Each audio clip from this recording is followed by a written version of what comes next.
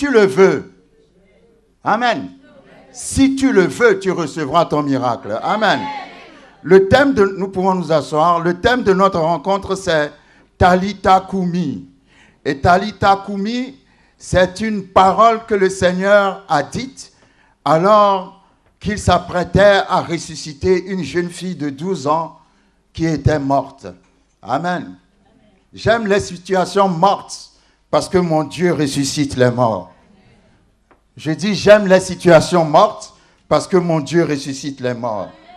Quand nous allons dans Marc chapitre 5,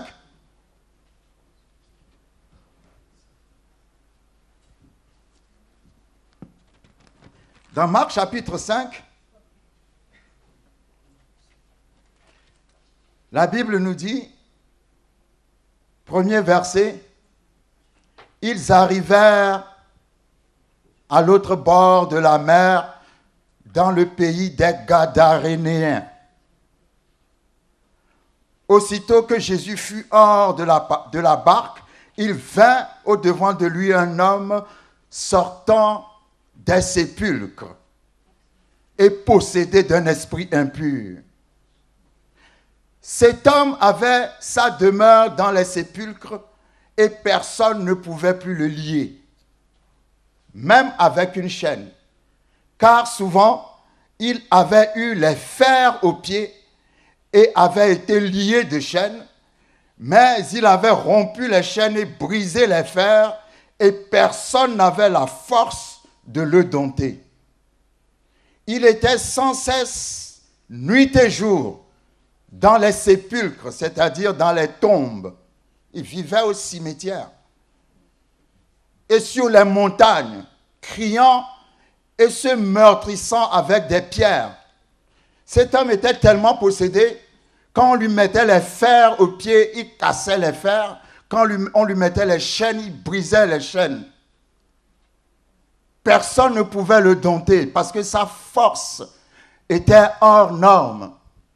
La Bible dit, il vivait dans des tombes et il se déchirait le corps.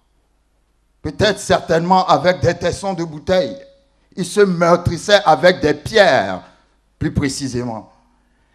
Au verset 6, la Bible dit, ayant vu Jésus de loin, il accourut, se prosterna devant lui et s'écria d'une voix forte, qu'y a-t-il entre moi et toi, Jésus, fils du Très-Haut? Vous voyez, c'est ce que je dis toujours. Je n'aime pas trop parler de délivrance tout le temps, délivrance, démon ici, démon là. Moi, je crois que la délivrance vient quand la parole est prêchée, tu peux être délivré. On n'a pas besoin de venir chasser des démons. Si tu entends la parole et si tu reçois la parole. Donc, quand vous lisez la parole de Dieu, vous allez vous rendre compte. D'abord, on ne bâtit pas une église sur la délivrance. Parce que la délivrance n'est pas un ministère.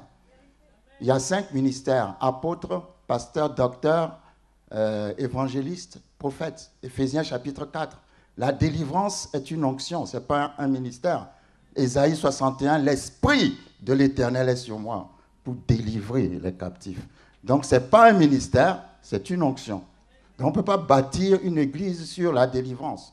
Et d'ailleurs Jésus-Christ a dit, vous connaîtrez la vérité qui est la parole de Dieu et la vérité qui est la parole vous affranchira, c'est-à-dire délivrera. Donc la délivrance est la parole. Amen.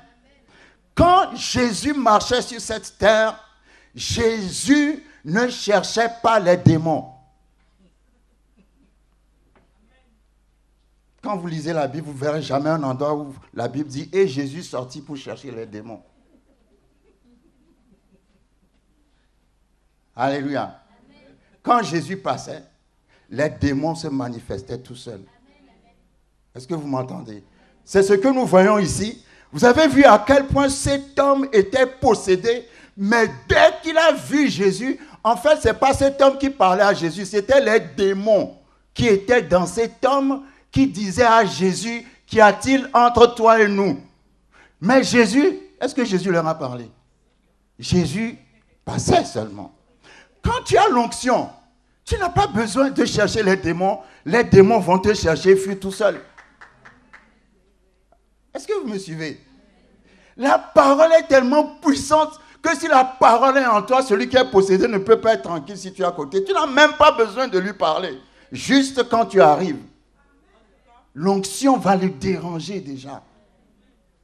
Vous voyez? Donc cet homme, rien qu'en voyant Jésus, les démons ont dit, qu'y a-t-il entre toi? Qu'y a-t-il entre moi et toi? Jésus, fils... Vous voyez, les démons reconnaissent que Jésus est fils du Dieu très haut. Jésus, fils du Dieu très haut, je t'en conjure au nom de Dieu, ne me tourmente pas. Car Jésus lui disait, vous voyez, c'est au démon, sors de cet homme, esprit impur. Et maintenant, le démon a demandé à Jésus, parce que son nom c'est Légion, Légion signifie plusieurs démons, ils ont demandé à Jésus que Jésus les envoie dans des pourceaux. Et la Bible dit que Jésus les a envoyés dans les pourceaux.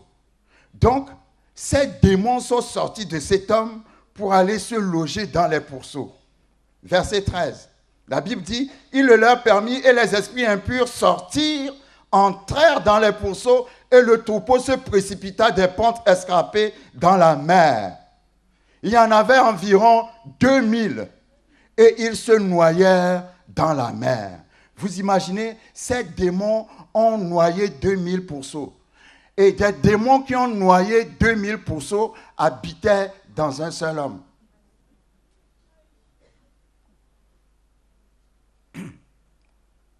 Verset 14. Ceux qui les faisaient paître s'enfuirent et répandirent la nouvelle dans la ville et dans les campagnes. Les gens allèrent voir ce qui était arrivé. Ils vinrent auprès de Jésus et ils virent le démoniaque, celui qui avait eu la légion, assis, vêtu et dans son bon sens. Ça veut dire qu'avant, il n'était pas assis, il était debout.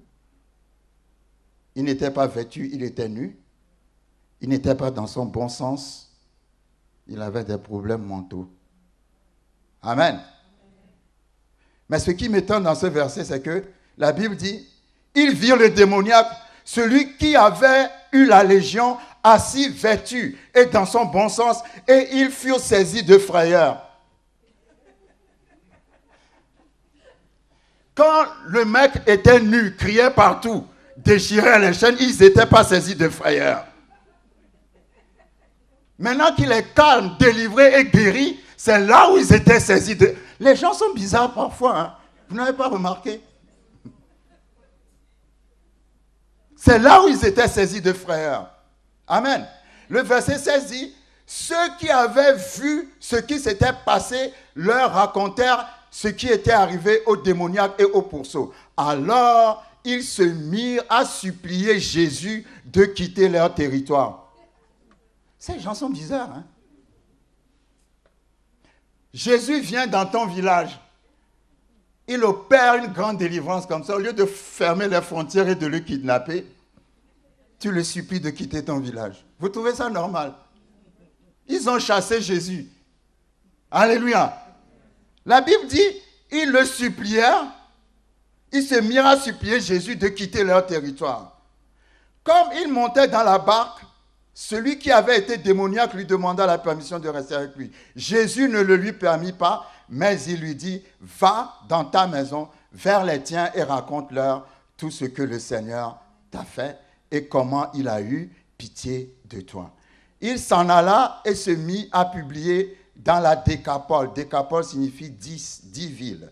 Tout ce que Jésus avait fait pour lui et tous furent dans l'étonnement. Amen. Au verset 21, la Bible dit, Jésus dans la barque regagna l'autre rive où une grande foule s'assembla près de lui. Alléluia. Je voudrais montrer quelque chose ici. D'un côté, on a chassé, il y a une foule qui a chassé Jésus. De l'autre côté, il y avait une foule qui cherchait Jésus. Conclusion, si on te chasse injustement de quelque part, c'est qu'on a besoin de toi. Oh, vous ne me suivez pas. C'est qu'on a besoin de toi ailleurs. Alléluia. Au lieu de rester là à te plaindre que tu n'as rien fait, on t'a chassé, il faut demander au Seigneur, où est-ce qu'on m'attend? Come on. Parce que d'un côté, une foule a chassé Jésus, mais d'un autre côté, une foule cherchait Jésus. Alléluia.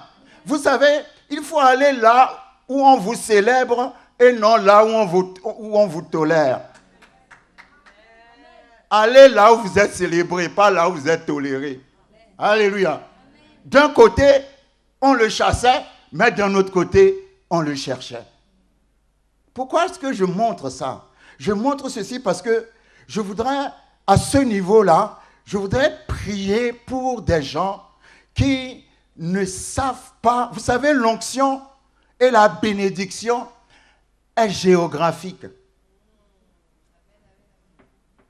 Tu es béni, tu peux prospérer partout, mais il y a toujours un caractère géographique dans la bénédiction. Il y aura des endroits où tu vas prospérer plus que d'autres. Tu peux prospérer partout, mais à un certain niveau. Mais il y aura des endroits où tu vas dépasser les niveaux. Parce que c'est le territoire que Dieu t'a assigné. Et vous savez, dans notre vie, nous ne cherchons pas la géographie de notre destinée. Souvent, nous subissons les événements comme ça. Non. Il y a une onction géographique, une bénédiction géographique, un territoire géographique pour toi. Certains sont en France alors qu'ils doivent être en Allemagne. D'autres sont en Angleterre alors qu'on les attend au Togo, en Côte d'Ivoire. Come on. Ça nous fait rire, mais je vous dis la vérité. Quand Jésus était sur le territoire des Gadarénéens, tout ce qu'il faisait là-bas, ça ne plaisait pas aux gens. Mais dans le même instant, il y avait toute une foule qui avait besoin de lui. Il y a quelqu'un ici qui n'est pas là où il doit être. Toi, tu sais qui tu es. Tu sais que là où tu es, tu ne dois pas être là-bas. On a besoin de toi ailleurs. Il faut chercher ta position géographique. Accepter la position que Dieu t'a donnée. Vous savez, la femme qui a été guérie, dont la petite fille a été guérie, la femme à qui Matthieu 15, Jésus-Christ a dit, le pain des enfants qui est la guérison n'est pas pour les chiens. Les chiens, c'était ceux qui n'étaient pas juifs. Parce que dans l'Ancien Testament, la guérison était seulement pour les Juifs. Alléluia. Jésus lui a dit, le pain des enfants, c'est-à-dire la guérison que tu me demandes pour ta fille, n'est pas pour les chiens. Parce que si tu n'es pas juif, tu es un chien. C'est après la résurrection de Jésus que la guérison était pour toutes les nations. Dans l'Ancien Testament, c'était seulement pour Israël. Et cette femme était grecque. Elle n'était pas juive. Donc elle suivait Jésus. Guéris ma fille, guéris ma petite fille. Et les disciples la chassaient. Et Jésus lui a dit, le pain des enfants, c'est-à-dire la guérison, c'est le pain, les enfants, c'est les juifs, n'est pas pour les chiens, c'est-à-dire n'est pas pour les non-juifs. Donc Jésus lui a donné une position, je pourrais même dire une position géographique. Elle n'a pas refusé cette position. Elle a dit, je suis un chien, mais je connais la position géographique des chiens. Ils vont sous la table et ils bénéficient des miettes. Oh, come on. Oh, come on. Quand tu acceptes ta position géographique que Dieu te donne, même les miettes vont amener le miracle dans ta vie. Même les miettes vont... Cherche, je voudrais prier, je voudrais à ce niveau prier, Seigneur, merci pour tes enfants qui sont au milieu de nous. Je prie dans le nom de Jésus-Christ de Nazareth que tu ouvres l'esprit de tes enfants pour qu'ils connaissent la position géographique que tu leur as donnée. Tu as trop de problèmes parce que tu as un problème d'abord géographique. Tu es mal positionné. Et d'abord, c'est une mauvaise mentalité d'imaginer que c'est seulement en Europe qu'on peut réussir. Vous n'avez jamais remarqué après 20 ans en Europe, quand nous retournons en Afrique, que les gens qui sont restés en Afrique sont plus en avance sur nous? Non. Vous n'avez jamais remarqué ça? L'Europe n'est pas seulement le territoire de la réussite, l'Afrique aussi est le territoire de la réussite. Tu n'es pas condamné à vivre en Afrique, en Europe tout le temps. Si ça ne va pas ici, change de position géographique. Il y a un endroit que Dieu t'a réservé. Alléluia. À cet endroit, tu vas prospérer plus que là où tu es. Je ne sais pas pourquoi je dis ça, mais je prie dans le nom de Jésus-Christ de Nazareth. Que quelqu'un reçoive une illumination de la part du Saint-Esprit ce soir. Quand tu vas retourner chez toi, tu vas comprendre la position géographique que Dieu t'a donnée. Parce que tu as une position géographique comment dirais-je, à occuper. Et dès que tu vas rentrer dans cette position géographique, tu vas voir que les choses que tu cherchais vont commencer à te chercher. Je prie dans le nom de Jésus que Dieu renverse la situation de quelqu'un. Vous savez, quand on déclare ces paroles, il faut recevoir. Parce qu'on ne va pas passer le temps à prier un à un, parce que la parole est pour toi. Si tu es dans cette situation, tu te lèves pendant que je déclare. Que Dieu renverse la confusion qu'il y a dans ta situation. La confusion qui fait que tu ne sais pas où tu vas, tu ne sais pas où tu es, tu ne sais pas ce que tu vas faire. Je déclare au nom de Jésus que ça va être clair dans ta tête. Tu vas savoir où aller, où t'établir. Tu vas savoir ce que tu vas faire. Cet esprit de confusion sort de ta vie maintenant dans le nom puissant de Jésus-Christ de Nazareth. Dis à ton voisin, je reçois, je reçois. Tu trouveras la place que Dieu t'a réservée. Vous savez, quand vous lisez le psaume 66, dans le psaume 66, à son verset 8, la Bible dit, psaume 66, à son verset 8, peuple, bénissez notre Dieu, faites retentir sa louange. Il a conservé la vie à notre âme et il n'a pas permis que notre pied chancelât. Car tu nous as éprouvés, ô Dieu, tu nous as fait passer au creuset comme l'argent, tu nous as amenés dans le filet, tu as mis sur nos reins un pesant fardeau, tu as fait monter des hommes sur nos têtes, nous avons passé par le feu et par l'eau, mais tu nous en as tirés pour nous donner l'abondance. La version anglaise dit, mais tu nous en as tirés et tu nous as conduits à la place de notre abondance. Ça veut dire qu'il y a une place pour ton abondance. La place de ton abondance n'est pas la même place que celle de ton cousin ou de ta cousine. Alléluia. Il y a des gens qui marchent avec une mentalité de copie. Telle personne ouvre un magasin, toi aussi tu vas ouvrir un magasin. Est-ce qu'on t'a dit que c'est pour toi d'ouvrir un magasin? Alléluia. Dieu a une destinée particulière pour chaque personne. Amen. Il y a une place. Je suis persuadé, il y a une place. Amen. Il y a une place où le Seigneur a déversé la bénédiction en abondance pour toi. Demande au Saint-Esprit de te conduire. L'Éternel est mon berger. Il nous conduit où? Dans le désert ou dans le vert pâturage? Mais voilà. Il y a un vert pâturage pour toi. Alléluia. Et puis, n'aie pas peur quand tu découvres ta capacité. N'aie pas peur de te lancer. Amen. Parce que si c'est ce que Dieu a mis en toi, tout le monde peut échouer, mais toi, tu vas réussir.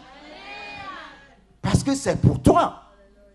Dieu ne peut pas mettre un don en toi et puis te fermer la porte pour que ce don n'évolue pas. Le don ouvre.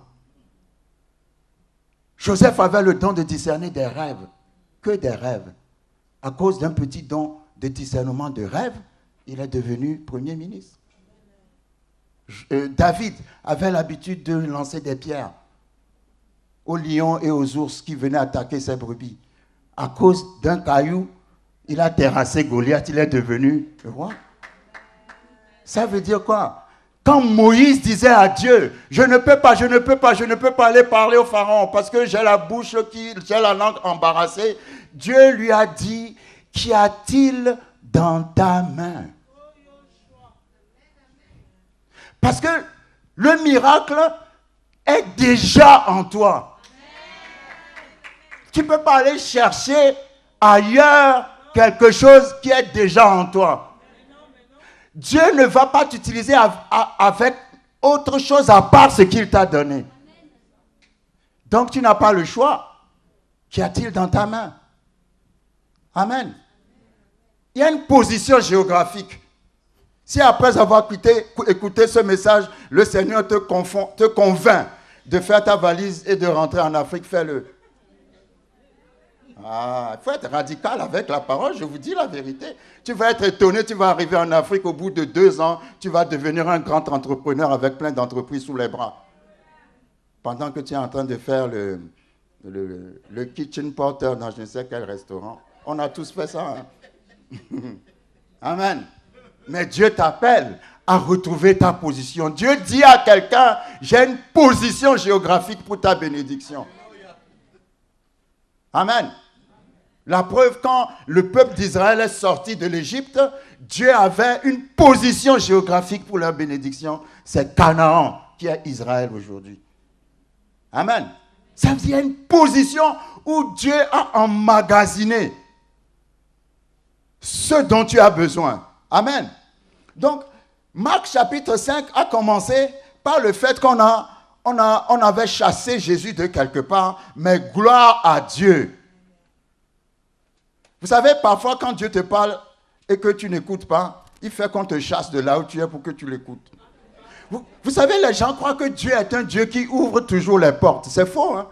Dieu est aussi un Dieu qui ferme les portes. Et quand Dieu veut te conduire parce que tu ne veux pas le suivre, il va fermer les portes. Comme ça, quand toutes les portes, plus les portes se ferment, plus tu te positionnes dans sa volonté parfaite. Parce que tu n'as pas d'autre choix. Alléluia. Donc Dieu ne n'ouvre pas seulement les portes, il ferme aussi les portes. Amen. Moi je suis persuadé que le Seigneur va éclairer quelqu'un ce soir sur sa destinée. Dieu dit, j'ai une place pour toi.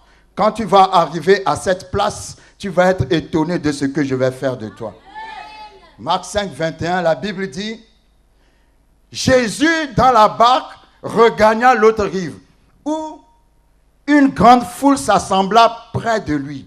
Vous voyez, d'un côté, il y a une foule qui le chassait, et d'un autre côté, il y a une foule qui est venue vers lui. Amen. Il était au bord de la mer. Alors vint un des chefs de la synagogue nommé Jairus. Ouais, le nom Jairus en hébreu signifie celui que Dieu éclaire. Jairus la racine vient du mot lumière. Celui que Dieu éclaire. Que Dieu t'éclaire ce soir. Parce que la Bible dit il était un des chefs de la synagogue. Il n'était pas membre de la synagogue, il était chef de la synagogue. Vous savez, les gens qui ont le plus combattu Jésus, c'était les gens de la synagogue. C'est eux qui ont combattu le plus Jésus. Amen. Mais parmi les gens de la synagogue, il y avait quelqu'un qui s'appelait Jairus, que Dieu a éclairé. Est-ce que quelqu'un me suit? Que Dieu t'éclaire ce soir. Quand Dieu t'éclaire, tu viens vers Jésus. Je dis, quand Dieu t'éclaire, tu viens vers Jésus. Parce que quand Dieu a éclairé Jairus, qui était chef de la synagogue, et la Bible dit, il est venu vers Jésus. La Bible dit, il s'est même jeté aux pieds de Jésus. Pas un membre de la synagogue, mais un chef de la synagogue. Il y a chef et chef. Le chef de la synagogue a reconnu que le vrai chef, c'est Jésus. Alléluia. Quand il est venu vers Jésus, il s'est prosterné devant Jésus. Et il a dit à Jésus une parole particulière. Il a dit, la Bible dit, il adressa à Jésus cette instante prière. Ma petite fille est à l'extrémité. La version anglaise dit, ma petite fille est mourante. Le français dit, ma petite fille est à l'extrémité. Viens, impose-lui les mains afin qu'elle soit sauvée et qu'elle vive. Jésus s'en alla avec lui. Je pense que ce soir, nos prières vont se diriger pas vers ceux qui sont au début, au milieu, mais ceux qui sont à l'extrémité. Quand tu es à l'extrémité, c'est-à-dire qu'il n'y a plus rien à faire. Est-ce qu'il y a déjà quelqu'un qui a connu une situation dans laquelle il n'y a plus rien à faire? Vous êtes très calme, vous êtes bénis, hein? Alléluia. Quand la situation est à l'extrémité, c'est que la situation est proche de la mort. C'est pour ça que le chef de la synagogue a eu cette humilité pour venir se jeter aux pieds de Jésus. Parce qu'il a été éclairé par Dieu que la solution de son problème se trouve dans Jésus. Et il adressa une instante prière à Jésus. Viens poser la main à ma petite fille afin qu'elle soit sauvée, afin qu'elle soit guérie. Est-ce que Jésus l'a chassée? La Bible dit, Jésus s'en alla avec lui. Amen. Et une grande foule le suivait et le pressait. Oh, il y avait une femme atteinte d'une perte de sang depuis 12 ans. Elle avait beaucoup souffert entre les mains de plusieurs médecins. La Bible n'a pas dit qu'elle avait beaucoup souffert de sa maladie. La Bible a dit qu'elle a beaucoup souffert comment? Entre les mains de plusieurs médecins. Donc, ce n'est pas la maladie qui a aggravé sa maladie, c'est les médecins qui ont aggravé sa maladie. Oh, vous ne me comprenez pas bien. Comment elle a souffert? De sa maladie? Non. C'est entre les mains des médecins. Je n'ai rien contre les médecins normaux, hein, mais quand ça parle de plusieurs médecins, il y a les voyants, les féticheurs, les marabouts, toutes sortes de médecines anormales que nous connaissons.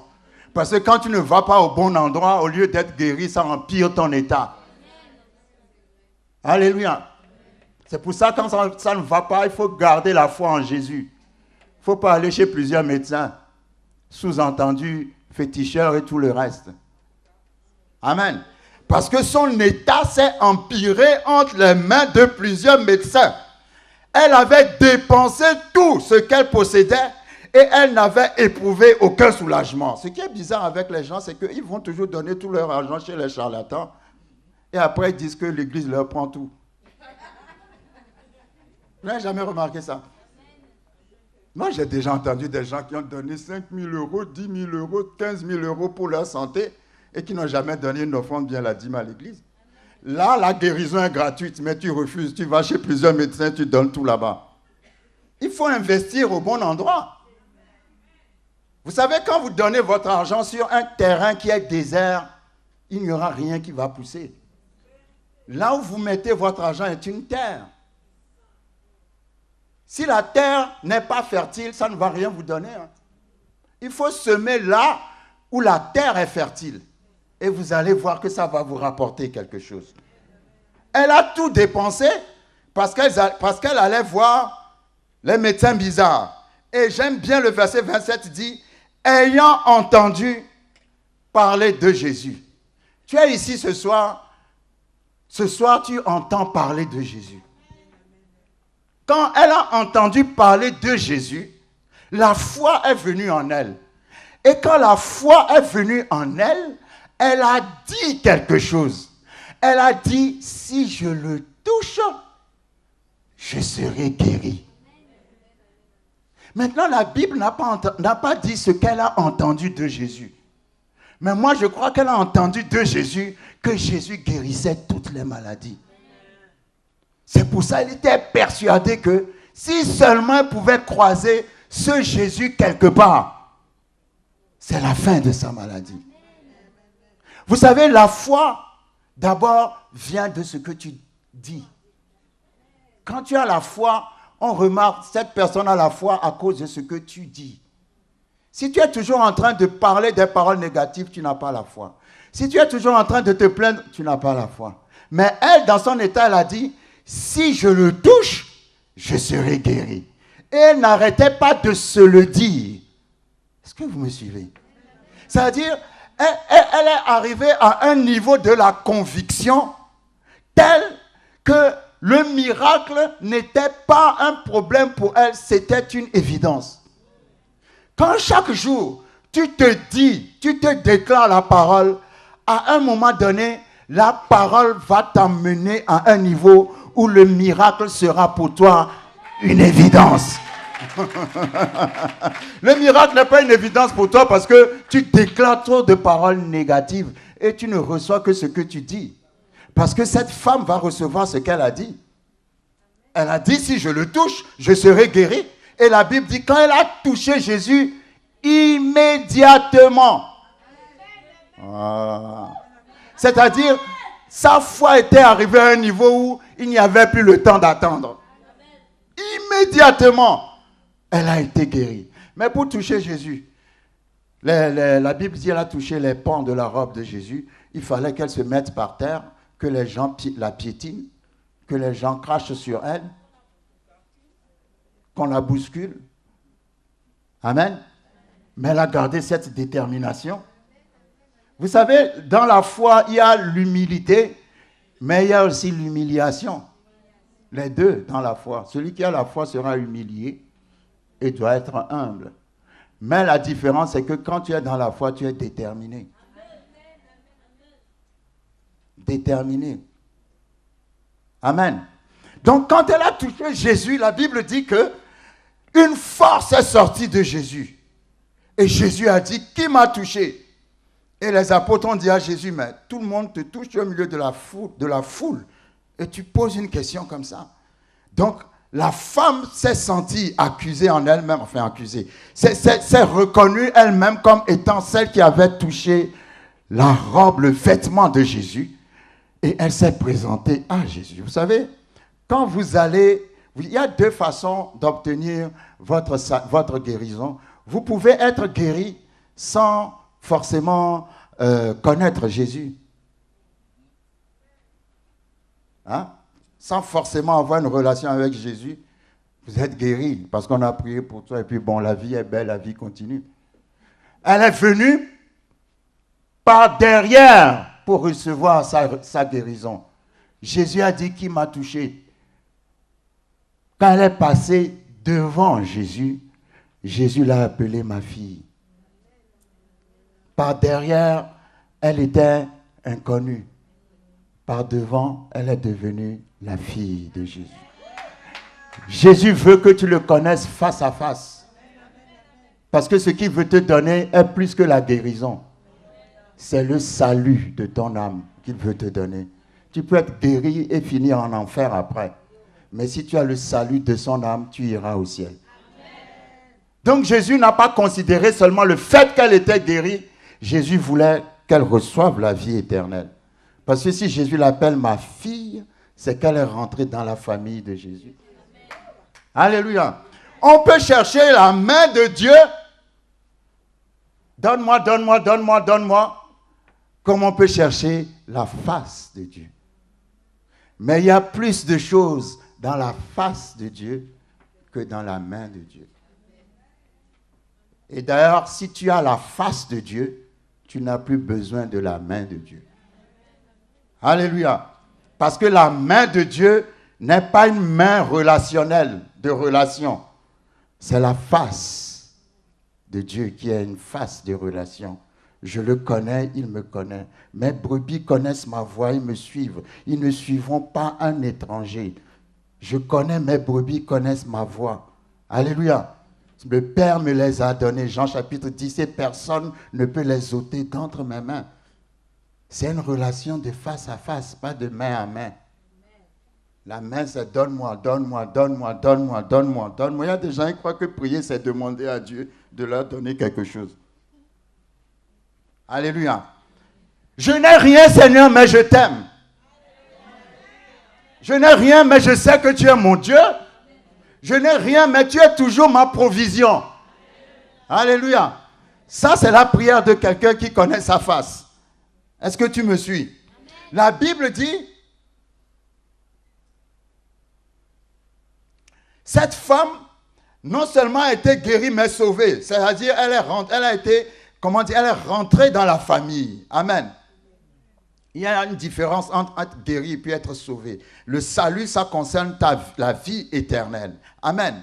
Donc, souvenez-vous que nous étions en train de parler de Jairus. Le problème, c'était Jairus.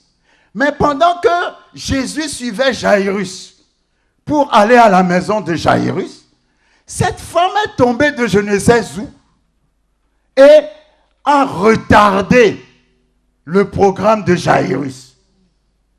Est-ce qu'il vous est déjà arrivé, à chaque fois que vous entamez une démarche dans une direction, vous commencez à aller dans une direction, il y a toujours quelque chose qui vient à... Oh, come on! Vous me regardez comme si je parle dans une langue bizarre, mais vous devez comprendre ce que je dis parce que je sais que vous savez ce que je sais. Alléluia! Est-ce que ça vous est déjà arrivé? À chaque fois que vous commencez quelque chose, il y a toujours quelque chose d'autre qui vient. Jairus était venu trouver Jésus parce que sa fille était à l'extrémité. Donc, si la fille était à l'extrémité, c'est que l'urgence est urgente. On n'a pas le temps d'attendre. Alléluia. S'il y avait une ambulance, on allait mettre la sirène. Là, quand la sirène est mise, il n'y a plus le temps d'attendre. Mais voilà que Jésus a commencé à marcher avec lui pour aller vers sa maison. Et cette femme est sortie de je ne sais où. Alléluia. Il y a des choses qui sortent de je ne sais où parfois pour arrêter ton rêve. Il y a des choses qui sortent de je ne sais où pour arrêter ton plan. Il y a des choses qui sortent de je ne sais où. Vous savez, quand vous lisez Jean chapitre 5 parle d'un homme, le paralytique de la piscine de Bethesda, qui était là depuis 38 ans. Il était là avant la naissance de Jésus. Jésus a eu le temps de naître, de prendre le biberon, de grandir, de commencer le ministère jusqu'à venir le trouver là. Dis à ton voisin, Jésus n'est pas supposé te trouver là.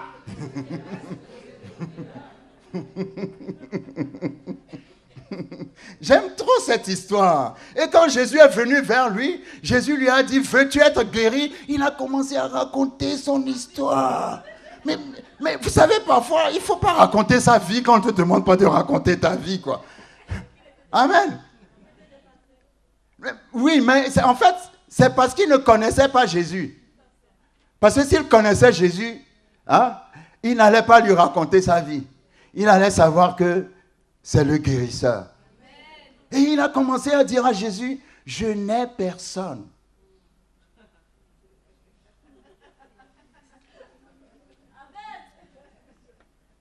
Vous voulez qu'on y aille? On va faire une prière de délivrance à ce niveau aussi.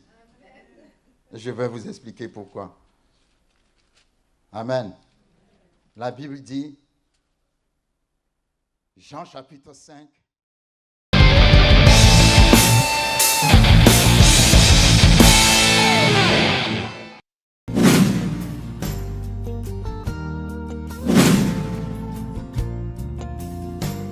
Dieu, c'est un Dieu de connexion. Et cette année, il nous a donné une vision, une pensée qui nous conduit tout au long de cette année 2015. C'est avoir de la maturité pour conquérir. C'est un thème puissant et je sais que le Seigneur va vraiment nous conduire puissamment. Et je suis persuadé que notre vie, y compris la mienne aussi, ne sera plus la même après ce thème-là. La maturité pour conquérir, ça sera vraiment puissant. La maturité pour conquérir, que nous voulons le faire venir à Libreville, nous voulons qu'il enseigne l'Église. Bonjour et bienvenue. Vous l'avez certainement compris, du 5 au 15 décembre, le pasteur Jean-Claude Ponsou est au Gabon, précisément à Libreville. Pour cette occasion, Focus la foi victorieuse vous présente aujourd'hui une émission spéciale Gabon. Depuis ce plateau spécial Afrique, nous allons vous présenter le ministère des pasteurs Jean-Marie Cambaye qui reçoit le pasteur Jean-Claude Ponsou à Libreville. Vous allez suivre le message du pasteur Jean-Claude Ponsou concernant les séminaires à Libreville. Et nous terminerons cette émission avec les informations utiles pour participer au séminaire et pour rencontrer le pasteur Jean-Claude Ponsou pendant son séjour à Libreville. Sans plus tarder, je vous laisse suivre les extraits de l'entretien que nous avons eu avec le pasteur Jean-Marie Cambaye lors de son passage ici à Paris. une réalisation des Sky Media. Suivez. Pasteur, vous êtes responsable de l'église Assemblée des Affranchis.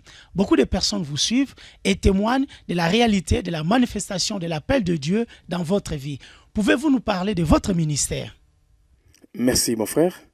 Je disais tout à l'heure que nous sommes l'Assemblée des Affranchis et la parole de Dieu déclare que vous connaîtrez la vérité et la vérité vous affranchira. Vous conviendrez avec moi que notre ministère répond à ce désir, à cette pensée que notre Seigneur Jésus-Christ a eu à présenter. Alors il y a deux éléments très importants. Il dit que vous connaîtrez la vérité et la vérité vous affranchira. Notre ministère met un accent particulier sur l'enseignement de la parole de Dieu.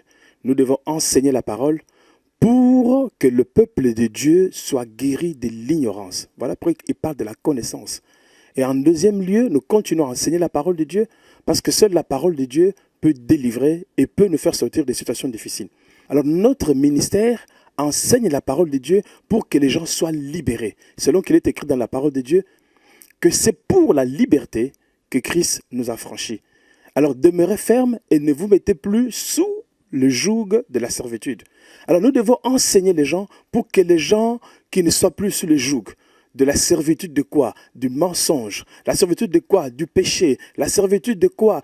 Il y a tellement de jougs sur lesquels on a imposé le peuple de Dieu. Parce que nous mettons un accent sur la parole de Dieu, comme je le disais, l'enseignement de la parole, pour que la mentalité soit délivrée, la pensée soit délivrée, que l'homme soit libéré de tout ce qu'il a eu à entendre sur la tradition, sur tout ce qui se dit dans la société, mais qui sentent que non, toutes ces choses, Jésus-Christ avait déjà travaillé pour nous et nous devons jouir de la liberté que Christ nous a donnée. Il y a déjà plus de 5 ans que le ministère La Foi Victorieuse diffuse sur Télécide les enseignements du pasteur Jean-Claude Ponsou qui sont suivis largement en Afrique, notamment au Gabon.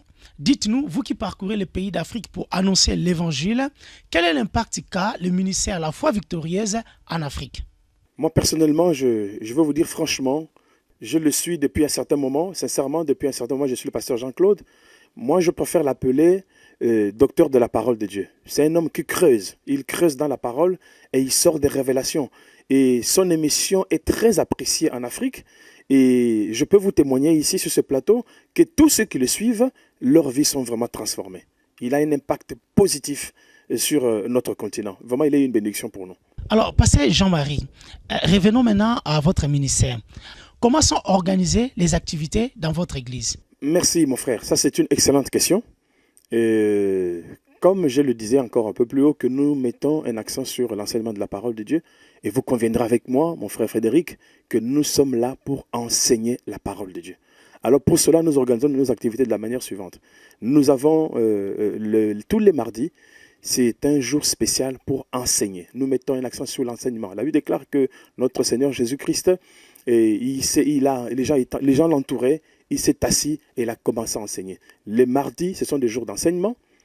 Les mercredis, ce sont des femmes, ce sont des réunions des femmes. Et les femmes aussi mettent aussi un accent sur l'enseignement en matière des femmes. Et le jeudi, ça c'est un jour assez spécial parce que nous enseignons maintenant tous les ouvriers dans le ministère. L'apôtre Paul dit, ce que tu as appris de moi, enseigne-le à des hommes, enseigne-le plutôt à des hommes fidèles qui sont capables à leur tour d'enseigner cela aux autres. Et nous enseignons les jeudis, nous enseignons tous les ouvriers de l'église. Et le vendredi, c'est un jour de prière, de l'intercession. Mais notre intercession est là quoi d'exceptionnel? Mais c'est une intercession où nous récoltons dans la parole de Dieu les promesses de Dieu et nous prions en fonction des promesses de Dieu. Il faut que ces choses-là ne restent pas des choses dites en l'air, mais il faut que l'on vive l'accomplissement de nos promesses, des promesses de Dieu dans nos vies. Merci beaucoup, pasteur Jean-Marie, d'avoir accepté notre invitation. Si vous êtes à Libreville, vous n'avez pas une église et vous souhaitez grandir dans la foi par les enseignements, l'église Assemblée des Rachetés est prête pour vous accueillir et vous accompagner. N'hésitez donc pas de contacter le pasteur Jean-Marie Cambaye. Le pasteur Jean-Claude Ponsou sera à Libreville du 5 au 15 décembre 2015. Il a souhaité vous encourager à participer au séminaire qui se tiendra du 7 au 9 décembre 2015 à l'église Réveil du Saint-Esprit. Je vous laisse suivre le message du pasteur Jean-Claude Ponsou et on se revoit juste après. Je vous salue au nom de notre Seigneur Jésus-Christ.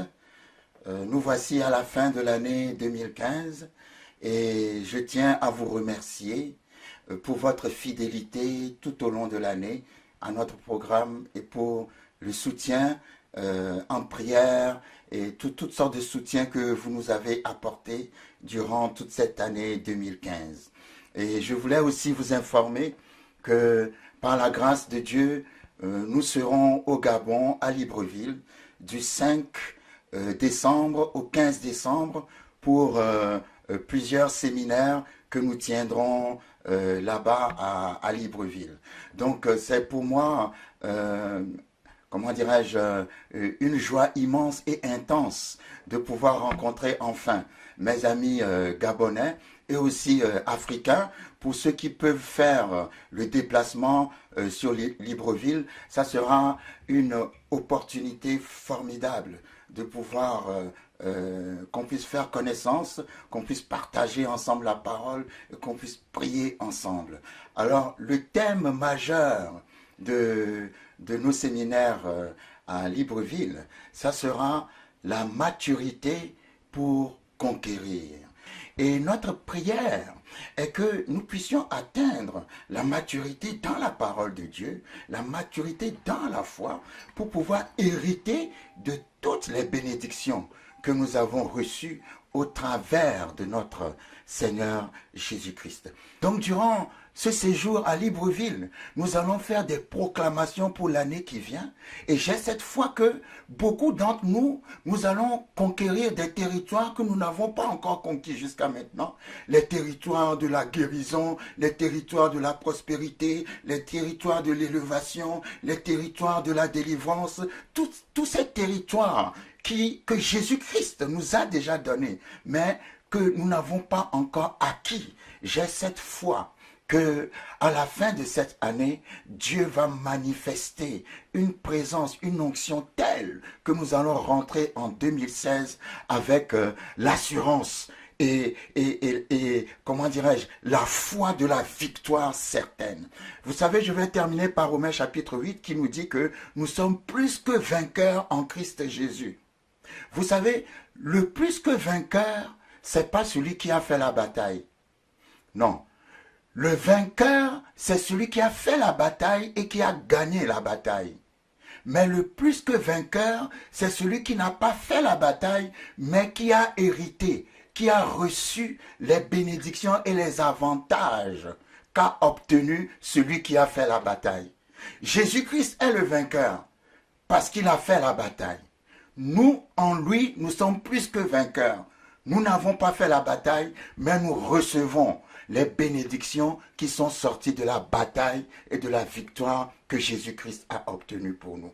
Donc je vous invite, ne ratez pas cette opportunité de se rencontrer, de partager ensemble la parole à Libreville au Gabon du 5 au 15 décembre. Le Seigneur a beaucoup de paroles d'encouragement à nous donner. Et je vous rappelle encore le thème majeur, ça sera la maturité pour conquérir. On peut être en Christ sans bénéficier des bénédictions de Christ. Pourquoi? Parce qu'on n'a pas la maturité dans la parole. Mais je déclare dans le nom puissant de Jésus-Christ de Nazareth qu'à la fin de cette conférence à Libreville, tous ceux qui vont y participer, je sais que le Seigneur va donner une opportunité pour pouvoir, comment dirais-je, découvrir des territoires nouveaux, posséder des territoires nouveaux, des territoires spirituels qui jusqu'ici nous ont, comment dirais-je, nous ont échappé, mais que le Seigneur va nous permettre de conquérir dans la foi au nom de Jésus-Christ de Nazareth. Alors à très bientôt, que le Seigneur vous bénisse. Voilà, nous sommes de retour sur ce plateau spécial Afrique. Je crois, si le Seigneur permet que le pasteur Jean-Claude Ponsou soit en Afrique, c'est d'abord pour vous. Alors, ne manquez pas cette occasion. Vous êtes nombreux à nous écrire aussi concernant les programmes. Sachez que plusieurs programmes sont prévus. À savoir, 17 au 9 décembre 2015, le séminaire La maturité pour conquérir, qui aura lieu à l'église Réveil du Saint-Esprit, l'adresse plein ciel en face de la station Total, de 17h à 21h. Et en participant à ces séminaires, vous aurez toutes les informations concernant le programme des pasteurs avec le corps pastoral, les équipiers et les entretiens individuels. Alors pour tous ceux qui nous ont écrit et qui souhaitent participer à l'organisation de ces séminaires, veuillez contacter le pasteur Jean-Marie Cambaye à l'adresse qui s'affiche en bas de votre écran. Il vous donnera les informations utiles pour participer à l'organisation. Je ne peux donc terminer cette émission spéciale Gabon sans pour autant remercier Colette Cambaye et tous les membres de l'Église Assemblée des Affranchis pour l'organisation de ces séminaires et l'Église Réveil du Saint-Esprit qui a disposé la salle pour les séminaires. Sans oublier le pasteur Jeanne Kidzogo qui nous a précédés pour préparer les terrains pour l'arrivée des pasteurs Jean-Claude Ponsou à Libreville. Je remercie la Foi Victorieuse Paris et l'église La Foi Victorieuse à Dublin qui ont toujours soutenu la vision des couples Ponsou. Pour finir, je remercie les pasteurs Florence Ponsou et toute la famille Ponsou qui nous prêtent à tout moment les pasteurs Jean-Claude Ponsou. Voilà, Focus La Foi Victorieuse est maintenant terminé. Merci de votre fidélité. N'hésitez donc pas à nous le faire savoir et restez connectés sur notre site www.lafoivictorieuse.fr et sur notre page Facebook Focus La Foi Victorieuse. Je vous donne rendez-vous dans 2 semaines. En attendant, portez-vous bien, soyez prêts et que Dieu vous bénisse. À bientôt.